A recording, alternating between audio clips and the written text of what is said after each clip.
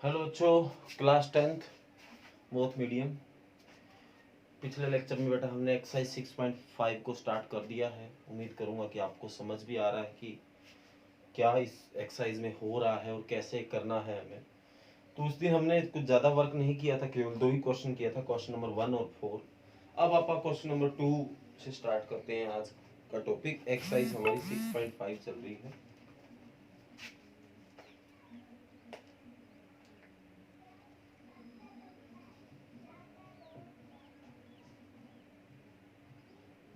Question number 2। इस exercise की खास बात ये होगी बेटा, आपको बहुत जगह पाइथागोरस यूज करना होगा। तो देखो, दूसरे क्वेश्चन में बोला गया P Q R is a triangle right angle at P and M is the point on Q R such that P M is perpendicular to Q R and show that. पहले English में बताता हूँ बेटा कि P Q R कोई right triangle है, P के ऊपर राइट ट्रायंगल है, ये राइट एंगल बन रहा है। एम कोई ऐसा पॉइंट है और एम जो पॉइंट है वो क्यू आर के ऊपर है और पी एम जो है वो क्यू आर के परपेंडिकुलर होगा। हिंदी में बात करें तो बेटा पी क्यू आर एक समकोण त्रिभुज है बेटा। पी के ऊपर 90 डिग्री का कोण बन रहा है, क्यू आर के ऊपर कोई बिंदु एम है, पी एम क्यू आर के ऊपर बेटा लंब है। तो शो ये करके दिखाना है जो आपके सामने है। उम्मीद करूंगा आपको साफ ही दिखाई दे रहा है बेटा। तो देखो, इसने क्या कहा कि पी क्यू आर कोई ट्रायंगल है, त्रिभुज है, मैंने बना लिया। और राइट एंगल किसके ऊपर है बेटा? पी के ऊपर है, तो मतलब पी यहाँ है, तो क्यू आर यहाँ आ गया। ओके बेटा। अब क्यू आर के ऊपर एम कोई पॉइंट है। ओके बेटा, एम कोई पॉइंट ले लिया। और जो पी एम है, पी से एम को मिला दो। पी एम जो है वो परपेंडिकुलर है क्यू आर के ऊपर, मतलब इधर ये परपेंडिकुलर, यहाँ 90 का बन रहा है, लंब है बेटा। ये चीज आपको गिवन है और जो आपको शो करके दिखाना वो ये है, पी एम स्क्वेयर बराबर होगा Q M into M R. Okay बेटा, ये हमें शो करके दिखाना है, सिद्ध करके दिखाना है। तो देखो हम आगे बढ़ते हैं कि कैसे ये शो होगा। ओके बेटा, तो सबसे पहले आप ऐसा करो, इस ट्रायंगल में आ जाओ। In triangle P M R using Pythagoras.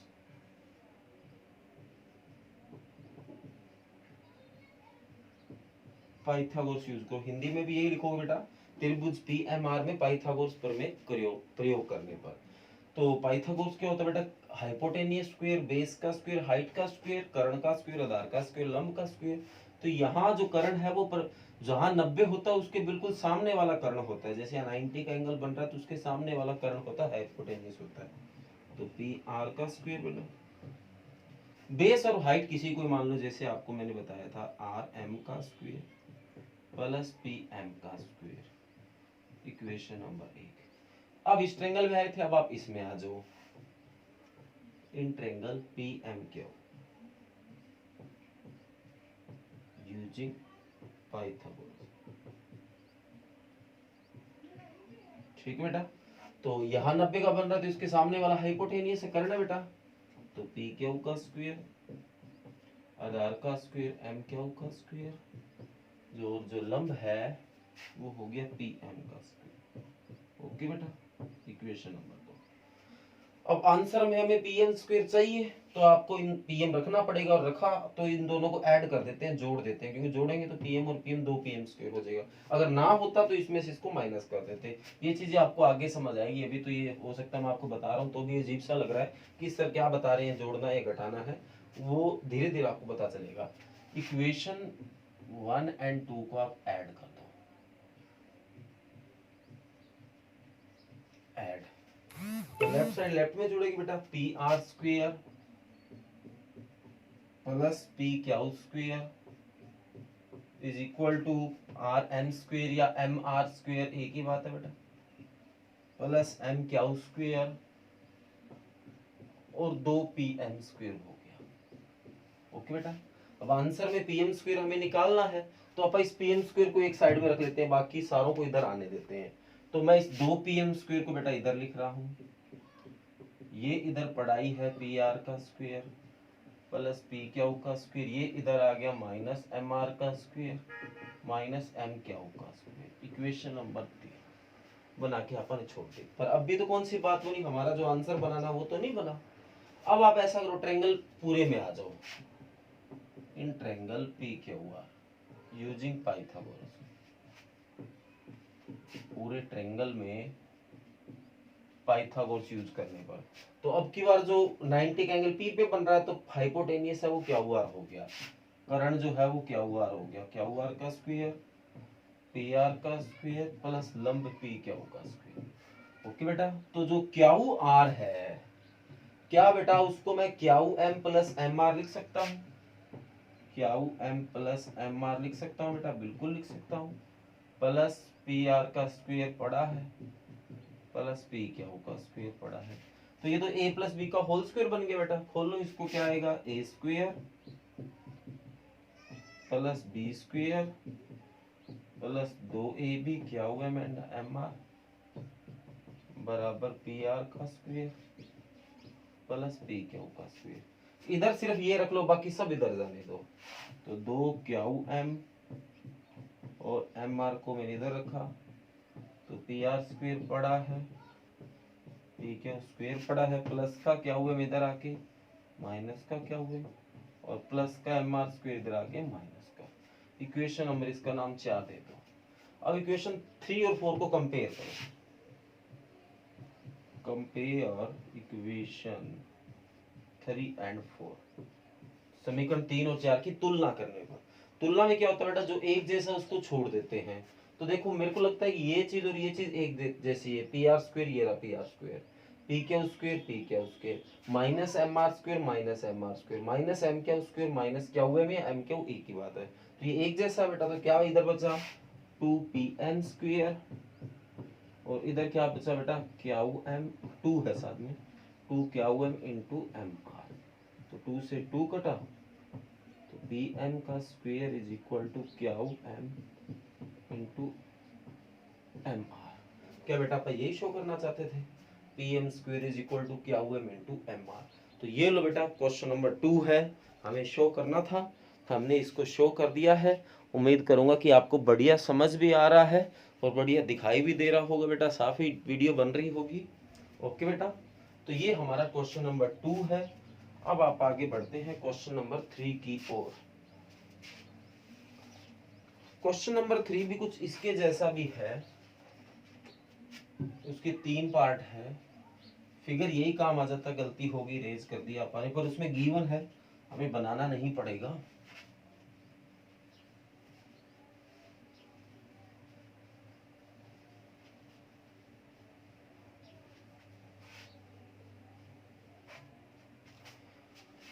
देखो बेटा क्वेश्चन नंबर 3,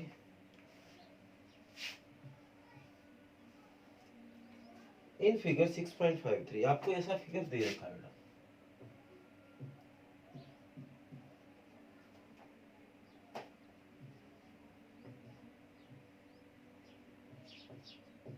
ऐसा कुछ फिगर है, ऑलमोस्ट वैसा ही है। कहता है ABD is a triangle right angle at A and AC is perpendicular to BD। तो ABD एक ट्रायंगल बेटा जो कि राइट एंगल है A के ऊपर, AC परपेंडिकुलर है BD के ऊपर। अगर हिंदी में बात करें तो ABD बेटा एक समकोण त्रिभुज है जो कि A के ऊपर लंब है, AC BD के ऊपर लंब है, और ये चीजें शो करके दिखाओ। तो यहाँ शो वाली काफी चीजें हैं बेटा। पहली चीज है AB स्क्वायर बराबर BC इंटू BD, ये पहली चीज है। दूसरी है AC स्क्वायर बराबर BC इंटू DC, और तीसरी है AB स्क्वायर बराबर BD इंटू CD।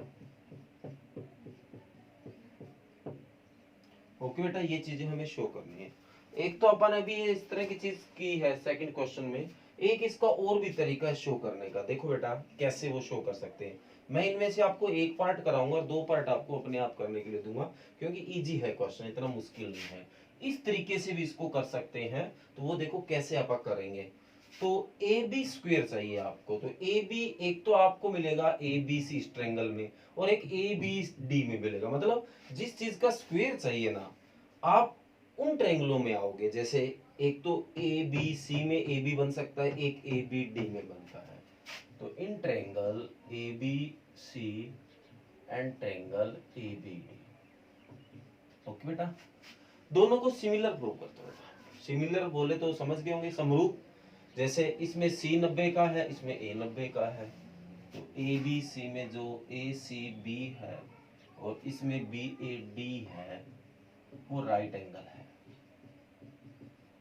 समकोण है बेटा हिंदी में। इसी तरह जो बी एंगल है वो दोनों में कॉमन है, ए बी सी में भी आता है, बी ए डी में भी आता है। जो बी एंगल है वो कॉमन एंगल है। अब वही बात, दो एंगल एक जैसे तो थर्ड एंगल तो ऑटोमेटिक सी बात है। तो इसका जो ए एंगल है बी ए सी का, और इसी तरह जो बी ए, ये जो डी एंगल है बी डी ए है, वो इक्वल है थर्ड एंगल। ठीक है बेटा। तो अकॉर्डिंग टू सिमिलरिटी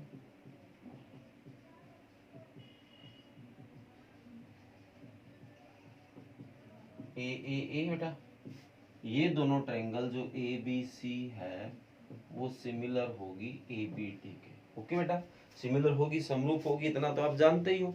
अब आप बताओ, अगर दो ट्रायंगल आपस में समरूप है, सिमिलर है, तो आप उनके साइडों का रेशियो तो इक्वल रख सकते हैं, इनके भुजाओं का अनुपात तो इक्वल रख ही सकते हैं। तो देखो कैसे रखें आप, हमें चाहिए ए बी स्क्वेयर। अगर मैं इधर से ए बी लेता हूँ तो इधर से भी ए बी लेना पड़ेगा, वो तो कट हो जाएगा, स्क्वेयर बनना तो दूर रहा। तो इसको आप आगे पीछे सेट कर सकते हैं। जैसे कि इसको अपन लिख लेते हैं ऊपर से, जैसे देखें तो ए बी सी लिख ही लिया, इसको ऊपर से देखें तो डी बी ए। एक लिखने का तरीका, बाकी ऐसा कोई रूल नहीं है बेटा। डी बी ए, उम्मीद करूंगा आपको समझ आया। मेरा कहने का मतलब है, जैसे ए बी सी ट्रायंगल ए से स्टार्ट होता है, इधर 90 का बन रहा अपन, और इसी तरह जो ये ट्रायंगल है वो डी से स्टार्ट हो रहा है। ये बस एक बताने के तरीके हैं, बाकी ऐसा कोई रूल नहीं है, सेट कैसे भी आ सकता है बेटा। अब मैं अगर इधर से ए बी साइड लूं तो इधर से साइड आएगी डी बी। देखो आंसर में डी बी आ रही है, बिल्कुल आ रही है, बी डी आ रही है। ठीक है बेटा। और आंसर में बी सी आ रहा है, इधर से मैं लेता हूं बी सी, तो इधर से आएगा बी ए। इक्वल होगा बेटा, C T S T, corresponding parts of similar triangle. Okay बेटा। दोबारा से देखो, मैंने इधर से ए बी लिया तो इधर से डी बी। साथ साथ चेक करते रहो कि ये चीज आंसर में मैच हो रही है कि नहीं हो रही। अगर नहीं हो रही तो इसको और आगे पीछे भी सेट कर सकते हो, अपन एक दो बार पहले भी किया है। तो इधर से ए बी लिया, इधर से डी बी। अब इसको थोड़ा सा सेट कर लो, डी बी को बी डी लिख सकता हूँ, बी ए को ए बी लिख सकता हूँ। क्रॉस मल्टी ए बी की ए बी से, ए बी का स्क्वायर हो गया, और बी सी की बी डी से। ओके बेटा। तो देखो क्या हमें यही प्रूव करना था, बिल्कुल हमें यही प्रूव करना था। तो इन क्वेश्चनों को बेटा ऐसे भी कर सकते हो, ये भी एक तरीका है इसको करने का। तो आप इसका जो ये दो पार्ट है बेटा वो भी इसी तरह करोगे, और अगर ना होते हैं तो मेरे को बताना बेटा आप। तो ये जो इसके दो पार्ट है मैं आपको अपने आप करने के लिए देता हूँ, और अगर आपको इन दोनों पार्टों में बेटा कोई भी प्रॉब्लम आए तो बताना जरूर, मैं आपको आपकी जो प्रॉब्लम सोल्व कर दूंगा। ओके बेटा, बता देना सीधा। जैसे sir question number 3 part number 2 नहीं हुआ, क्वेश्चन नंबर 3 पार्ट नंबर 3 नहीं हुआ, या दोनों पार्ट भी ना हो तो भी बता देना, आपको करवा दूंगा। ओके बेटा। और जैसे कि आपको पता है 29 शनिवार को आपका बेटा टेस्ट है, तो उम्मीद करूंगा कि आप टेस्ट की अच्छे से तैयारी करते आ रहे होंगे। तो टेस्ट की भी बेटा तैयारी साथ साथ करते रहो, और मेरी कोशिश ये रहेगी जब तक आपका टेस्ट की आप रिवीजन कर रहे हो तब तक आपको ये जो रिटन वर्क है वो थोड़ा कम मिले, ये मेरी पूरी कोशिश रहेगी। तो फोर्थ क्वेश्चन तो आप कर चुके हैं बेटा। क्वेश्चन नंबर 5 देखो, बोला गया A B C is an isosceles triangle with A C is equal to B C. Hindi में बात करें तो ए बी सी एक समद्विबाहु त्रिभुज है बेटा, जिसकी दो साइड इक्वल, और कौन सी दो इक्वल है वो भी इसने बता दिया है। तो ए बी सी है, इसमें जो ए सी और बी सी इक्वल है, उल्टा ले लिया आपने, ऐसे होगा फिर A C equal to B C.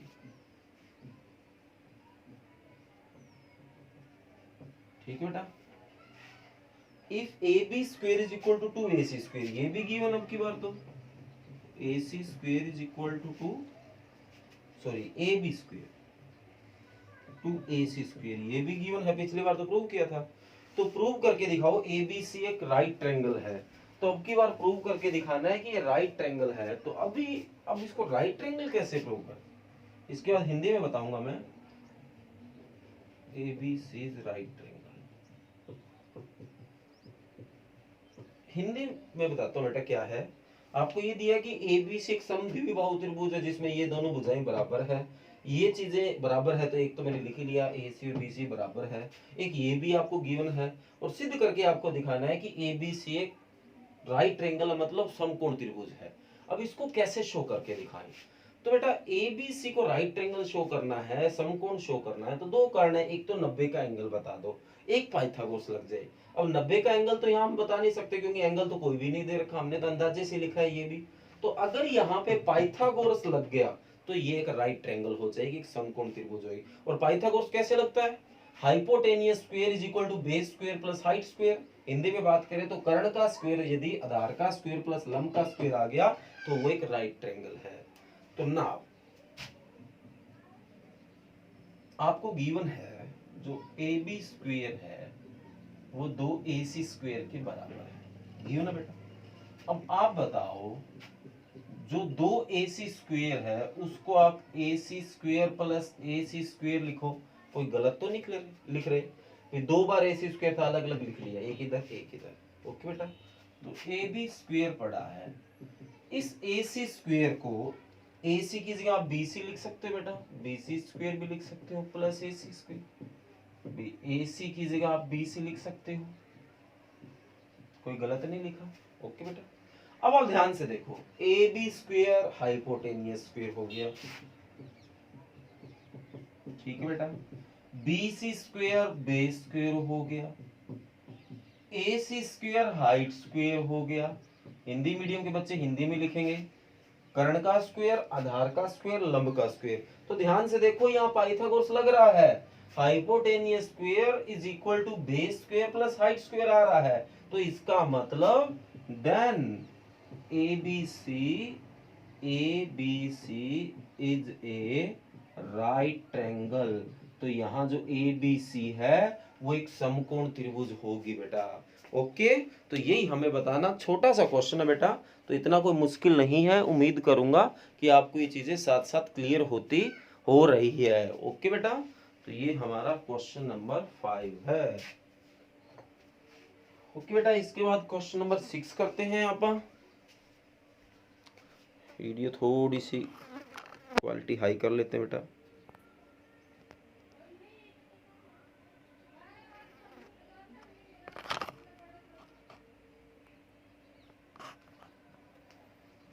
Okay बेटा, अब एक क्वेश्चन और करते हैं आप, क्वेश्चन नंबर 6।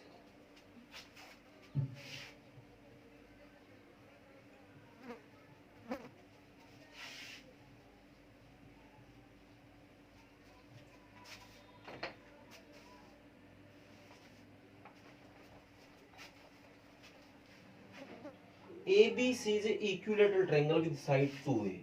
ABC है बेटा वो एक इक्विलेटरल ट्रायंगल है जिसकी साइड 2a है। हिंदी में बात करें तो ABC एक समबाहु, एक ऐसी ट्रायंगल है बेटा जो समबाहु है जिसकी तीनों साइड इक्वल है और तीनों साइड जो है वो 2a है, ये हमें गिवन है।